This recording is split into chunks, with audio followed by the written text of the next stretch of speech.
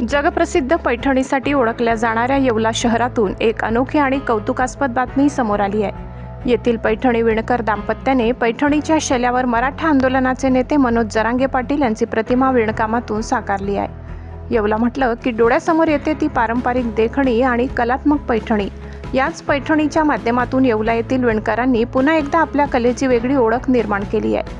माहितीनुसार अमोल घायवट आणि त्यांच्या पत्नीने पैठणीच्या शेल्यावर मनोज जरांगे पाटील यांची प्रतिमा साकारली आहे। ही प्रतिमा साध्या प्रिंटने नव्हे तर धाग्यांच्या सूक्ष्म विणकामातून तयार करण्यात आली आहे। त्यामुळे ही पैठणी केवळ वस्त्र न राहता एक कलाकृती ठरली आहे।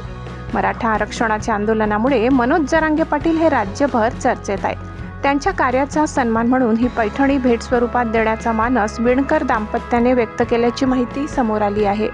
ही पैठणी तयार करण्यासाठी अनेक दिवसांची मेहनत, बारकाई आणि कलात्मक दृष्टिकोन लागल्याचे सांगितले जात आहे। येवला परिसरात या अनोख्या कलाकृतीची सध्या जोरदार चर्चा सुरू असून पैठणीच्या माध्यमातून सामाजिक भावना आणि पारंपरिक कलेचा सुंदर संगम पाहायला मिळत आहे। येवल्याच्या पैठणीला आधीच देश-विदेशात मानाचे स्थान आहे। आता या पैठणीवर मनोज जरांगे पाटील यांची प्रतिमा साकारल्याने येवला शहरातील विणकरांच्या कलेचे पुन्हा एकदा कौतुक होत आहे।